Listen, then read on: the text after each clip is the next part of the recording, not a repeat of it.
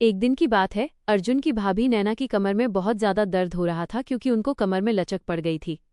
अर्जुन नैना के बेडरूम में आया और बोला, चलिए भाभी आप लेट जाइए, मैं आपकी कमर पर बाम लगाकर हल्की मालिश कर देता हूँ ताकि आपका बचा हुआ दर्द भी ठीक हो जाए। नैना ने उसे मना करते हुए कहा, नहीं रहने दो अर्जुन, मैं खुद कर लूंगी। अर्जुन ने कहा, आप खुद से बाम तो लगा लेंगी लेकिन मालिश करना बड़ा मुश्किल होगा, मैं आपकी मदद कर देता हूँ, इससे आपका बाकी का दर्द भी ठीक हो जाएगा। ये कहकर अर्जुन कुर्सी से उठकर बेड पर नैना के पास आ गया और उसे लेटने के लिए कहा, भाभी जी बताइए कहाँ लगाना है नैना। अर्जुन की हमदर्दी और फिक्र देखकर अब वो उसे मना नहीं कर पाई।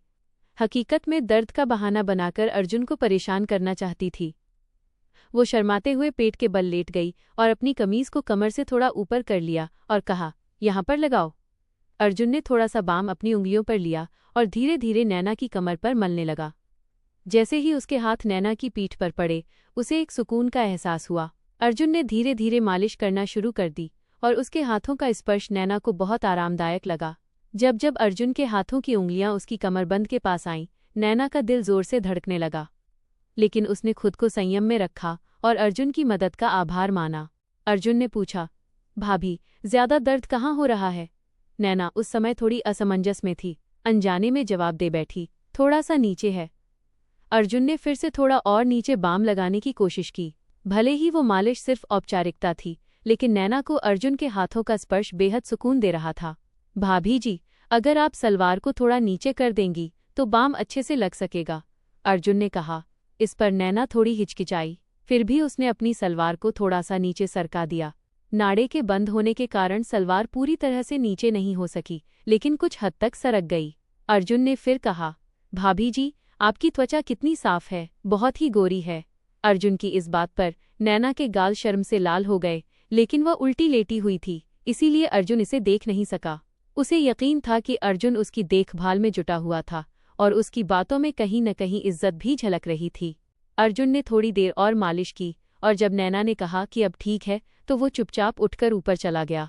नैना को आज एक अलग ही सुकून महसूस हो रहा था। सालों बाद किसी ने उसे इस तरह से ध्यान दिया था, जिसमें हमदर्दी और एक स्नेह छुपा था। अर्जुन के बारे में सोचते हुए कब नींद में खो गई उसे पता ही नहीं चला। अगली सुबह जब जागी तो उसने खुद को तरोताज़ा और शांत महसूस किया। नहाने के बाद नैना ने बहुत सलीके से तैयार होकर ब्लैक रंग का सफ़ेद कढ़ाई वाला जोड़ा पहना और ऊंची हील के सफ़ेद सैंडल भी पहने। हल्का सा मेकअप करने के बाद वो किचन में नाश्ता तैयार करने लगी। नाश्ता बनाते समय हर बार वो किचन के दरवाजे पर आकर सीढ़ियों की ओर देख रही थी। अर्जुन के काम पर जाने का समय हो गया था। जैसे ही वो नाश्ता तैयार करके बाहर आई, अर्जुन सीढ़ियों से नीचे उतर रहा था। आज तो बहुत ही बेहतर लग रही हैं भाभी जी, लगता है कल की मालिश का असर हुआ, अर्जुन ने मुस्कुराते हुए कहा। उसकी नज़रें नैना के लिबास और फिर पेंसिल हील वाले सैंडल पर थीं। नैना ने भी मुस्कुराते हुए जवाब दिया, असर तो हुआ, लेकिन तुझे कैसे पता? अर्जुन थोड़ा शर्माते हुए बोला, भाभी जी आज आपने हमेशा की तरह हील के सैंडल जो पहने हैं, तो मुझे लगा कि कमर का दर्द अब ठीक है। नैना ने हंसते हुए कहा, बिल्कुल सही पहचाना तूने। अब डाइनिंग टेबल पर बैठ, मैं नाश्ता लेकर आती हूँ। फिर दोनों साथ में नाश्ता करने लगे। इसी बीच अर्जुन ने नैना से पूछा, भाभी जी आप कभी साड़ी नहीं पहनती क्या? नैना ने जवाब दिया, पहनती हूँ लेकिन बहुत कम, साल में एक आध बार अगर कोई खास मौका हो तो। क्यों? अर्जुन ने कहा, नहीं बस इसलिए कि मैंने आपको कभी साड़ी में नहीं देखा, मेरा ख्याल है आप पर साड़ी बहुत ही खूब जमेगी।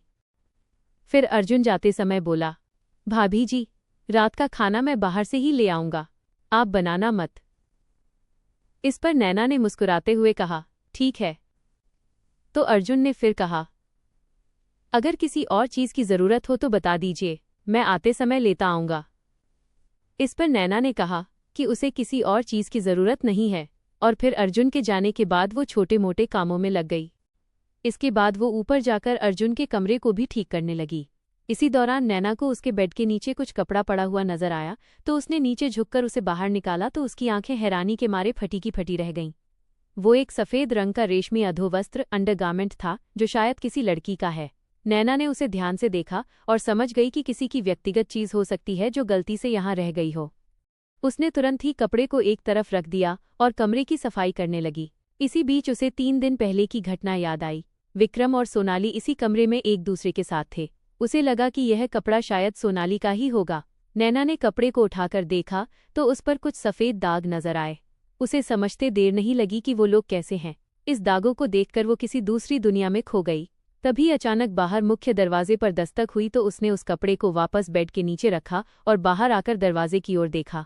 उसने देखा कि पड़ोस में रहने वाली सीमा भाभी खड़ी थीं। अरे भाभी, मैं अभी आती हूँ, नैना ने कहा और जल्दी से अर्जुन का कमरा बंद किया और नीचे आकर दरवाज़ा खोला। सीमा, जो पड़ोस में रहती थी, अपनी उम्र के 35वें दशक में थी और घर में ही ब्यूटी पार्लर चलाती थी। सीमा अक्सर दोपहर में नैना के घर आ जाती थी या उसे अपने घर बुला लेती थी और दोनों इधर उधर की बातें करती थीं। उस समय उस दिन भी नैना और सीमा गली मोहल्ले की ढेरों बातें कर रही थीं। सीमा के जाने के बाद नैना ने एक बार फिर से नहाने का मन बनाया। सुबह अर्जुन ने साड़ी का जिक्र किया था, इसलिए नहाकर उसने नीले रंग की प्रिंटेड साड़ी पहन ली। साड़ी को नाभि के नीचे से पहनी, जिससे नाभि स्पष्ट दिख जा रही थी, और साथ में सिल्वर रंग के पेंसिल हील वाले खूबसूरत सैंडल भी पहने। अर्जुन के आने का समय भी हो चला था और वो शाम के 4 बजे ही आ गया। जब नैना ने दरवाज़ा खोला तो अर्जुन उसे बड़े गौर से देखने लगा। उसे अपनी ओर इस तरह से ध्यान से देखता हुआ देख नैना मुस्कुराते हुए अदा से बोली, ऐसे क्या देख रहे हो? अर्जुन मुस्कुराते हुए बोला, वाकई भाभी, आज आप इस साड़ी में बहुत ही खूबसूरत लग रही हैं। यह कहकर वो अंदर आ गया और वो साथ में रात का खाना भी लाया था। भाभी, मैं ऊपर जा रहा हूँ फ्रेश होने के लिए, आप एक गिलास शरबत बना देंगी प्लीज़? नैना ने उसकी ओर मुस्कुराते हुए देखा और कहा, हाँ हाँ, क्यों नहीं। उसके बाद अर्जुन ऊपर चला गया और फ्रेश होकर जब नीचे आया तो उसने एक आरामदायक टी-शर्ट और शॉर्ट्स पहना हुआ था। नैना ने शरबत बनाया और उसे अपने बेडरूम में ले आई। उसने वहां पर कूलर लगा हुआ था। अर्जुन रूम में आकर सामने वाली कुर्सी पर बैठ गया और नैना भी बेड पर टांगे नीचे लटकाकर बैठ गईं। दोनों ने इधर उधर की बातें की। इस दौरान अर्जुन ने नैना से पूछा, भाभी, अब आपकी कमर का दर्द कैसा है? नैना मुस्कुराते हुए बोली, अरे अब तो मैं बिल्कुल ठीक हूँ, कल तूने इतनी अच्छी मालिश जो की थी। अर्जुन ने अपना शरबत का गिलास साइड टेबल पर रखते हुए कहा, भाभी, आप आराम से लेट जाइए, मैं एक बार और बाम से आपकी मालिश कर देता हूँ ताकि आपकी तबीयत और भी अच्छी हो जाए। नैना ने मना करते हुए कहा, नहीं अर्जुन, मैं अब बिल्कुल ठीक हूँ। लेकिन अर्जुन ने कहा, भाभी, आप मेरे लिए हमेशा इतना करती हैं, क्या मैं आपके लिए इतना भी नहीं कर सकता? चलिए लेट जाइए। नैना उसकी बात को टाल न सकी और खाली गिलास टेबल पर रखते हुए बोली, अच्छा बाबा, तू मानता नहीं, लेटती हूँ, पहले सैंडल तो उतार दूँ। सैंडल उतारने की ज़रूरत नहीं है भाभी, इतनी खूबसूरत सैंडल आपके हसीन पैरों की खूबसूरती को और भी बढ़ा रहे हैं, आप ऐसे ही लेट जाइए। अर्जुन ने थोड़ी चंचलता से कहा। नैना को उसकी बात पर हंसी आ गई और वो उसकी बात मानकर बेड पर लेट गई। उसने साड़ी पहनी हुई थी, इसीलिए उसकी कमर अर्जुन की नज़रों के सामने थी। अर्जुन ने बाम को उंगलियों पर लगाया और नैना की कमर की मालिश करने लगा। नैना ने अर्जुन से पूछा, एक बात बता अर्जुन, तुझे मेरी ऊंची हील वाली सैंडल बहुत पसंद है ना? अर्जुन थोड़ा शर्माते हुए बोला, जी भाभी, आप बिल्कुल सही कह रही हैं। आपको अजीब लगेगा, लेकिन मुझे महिलाओं के पैरों में हाई हील वाले सैंडल बहुत आकर्षक लगते हैं, और आप तो हमेशा ही हाई हील की सैंडल या चप्पल ही पहनी रहती हैं। नैना मुस्कुराते हुए बोली, अरे इसमें शर्माने वाली क्या बात है, और मुझे कुछ अजीब नहीं लगता, मैं तो तेरी भावनाओं को समझती हूँ। अर्जुन के हाथों से हो रही मालिश से उसे बहुत आराम मिल रहा था। अर्जुन के हाथ धीरे धीरे नीचे की ओर बढ़ने लगे।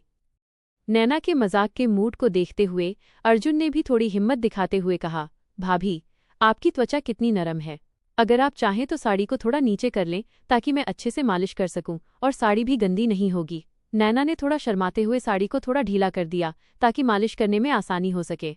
उसे पिछली रात की मालिश से बहुत सुकून मिला था, इसलिए उसने ज्यादा नानुकुर नहीं की। जैसे ही नैना ने साड़ी को ढीला किया, अर्जुन ने धीरे से साड़ी को नीचे की ओर कर दिया ताकि वो अच्छी से उसकी कमर की मालिश कर सके।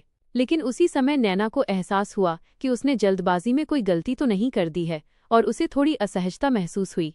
उसने तुरंत स्थिति को संभालते हुए साड़ी को सही किया और अर्जुन को रुकने का संकेत दिया। अर्जुन ने बिना कुछ कहे धीरे धीरे नैना की कमर की मालिश जारी रखी। नैना को जैसे ही गहरा सुकून मिल रहा था, वो मालिश से मिलने वाले आराम का आनंद ले रही थी और उसे कोई आपत्ति नहीं हुई। अर्जुन ने मालिश को जारी रखते हुए धीरे धीरे अपने हाथों को नीचे की ओर बढ़ाया। नैना को मालिश से राहत मिल रही थी, लेकिन उसे महसूस हुआ कि अर्जुन ने थोड़ी और हिम्मत कर ली है। उसने महसूस किया कि वह उसकी पीठ के निचले हिस्से में ज्यादा ध्यान दे रहा है। नैना को ये महसूस हुआ कि उसकी साड़ी और पेटीकोट थोड़ा और ढीले हो गए हैं और उसने शर्म के मारे अपना चेहरा तकिए में छुपा लिया और अपने होठों को दबाकर अपने अंदर की बेचैनी को नियंत्रित करने की कोशिश कर रही थी। अर्जुन उसकी त्वचा पर बाम लगाने के बहाने मालिश कर रहा था, लेकिन नैना को महसूस हो रहा था कि अर्जुन की हरकत अब अधिक हो गई है। नैना ने अब भी कोई आपत्ति नहीं जताई तो अर्जुन ने मालिश को थोड़ी और नीचे बढ़ाया। यह स्थिति नैना के लिए बहुत असहज सी लगने लगी, लेकिन उसने कुछ नहीं कहा। थोड़ी देर बाद उसे लगा कि अर्जुन उसकी सीमा पार करने की कोशिश कर रहा है और उसने तुरंत स्थिति को संभालते हुए मालिश को रोकने का इशारा किया। थोड़ी देर बाद जब अर्जुन ने गलती से नैना की पीठ के निचले हिस्से को छुआ तो नैना अचानक से चौंक गई। उसे महसूस हुआ जैसे उसके शरीर में एक अजीब सी हलचल हो गई हो। उसने तुरंत अर्जुन का हाथ पकड़कर दूर कर दिया और घबराहट से बोली, अरे ये क्या कर रहे हो अर्जुन? नैना तुरंत उससे दूर हटकर बैठ गई।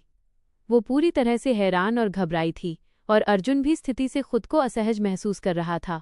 नैना को उसकी हरकतें ठीक नहीं लगी और वो घबराहट से बेड से उठकर खड़ी हो गई। जैसे ही वो खड़ी हुई, उसकी साड़ी के ढीले होने के कारण नीचे गिर गए, जिससे वो एकदम असहज हो गई। नैना ने तुरंत स्थिति को संभालने की कोशिश की और तेजी से नीचे की ओर झुककर अपनी साड़ी और पेटीकोट को उठाने लगी।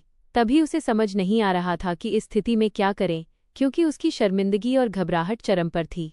उसने खुद को शांत करने की कोशिश की, लेकिन अर्जुन ने उसके घबराने पर ध्यान दिया और उसे संभालने के लिए बेड पर बैठने में मदद की। नैना ने अर्जुन से कहा, मुझे माफ करना, लेकिन अब ये सही नहीं लग रहा, हमें रुकना चाहिए। अर्जुन ने उसकी बात अनसुनी कर दी और वो रुका नहीं। बस फिर क्या था? शाम के समय नैना और उसका किराएदार अर्जुन एक ऐसी स्थिति में आ गए जहां दोनों के बीच अचानक नज़दीकी उत्पन्न हो गई। नैना की सांसें तेज हो गईं और उसका शरीर कांपने लगा। उसके मन में एक अजीब सी हलचल थी जिसे वो खुद को संभाल नहीं पा रही थी। हालांकि नैना पूरी तरह से स्थिति को समझने की कोशिश कर रही थी, लेकिन वो खुद को रोकने या कुछ कहने की स्थिति में नहीं थी। दोनों बिना किसी बातचीत के ही स्थिति में आगे बढ़ रहे थे। अर्जुन की नज़दीकी ने उसे सहज कर दिया, लेकिन नैना ने उसे रोकने की बजाय उसे जारी रहने दिया। नैना के मन में उलझन थी और वो समझ नहीं पा रही थी कि क्या हो रहा है। उसके दिमाग में एक सन्नाटा था, जबकि उसका शरीर एक स्थिति में फंस गया था। अर्जुन ने इस नज़दीकी को बढ़ाते हुए नैना के शरीर को अपने तरीके से महसूस किया, जिससे नैना और भी ज़्यादा सहज हो गई। आखिरकार नैना ने महसूस किया कि उसकी स्थिति बहुत आगे बढ़ चुकी है और उसे अब रोकना ठीक नहीं होगा। फिर दोनों के बीच वो सब कुछ हो जाने के बाद फिर से सन्नाटा पसर गया, जैसे कि किसी तूफान से गुजर जाने के बाद की शांति होती है। उसने तुरंत अर्जुन को पीछे हटने को कहा। नैना खुद को संभालते हुए अपनी सांसों को नियंत्रित रखने लगी। थोड़ी देर बाद अर्जुन भी अपना सिर झुकाए कमरे से बाहर आ गया। तो दोस्तों, ये थी आज की कहानी। कहानी आपको कैसी लगी ये कमेंट बॉक्स में ज़रूर बताएं और मिलते हैं अगली वीडियो में। तब तक अपना ख्याल रखें।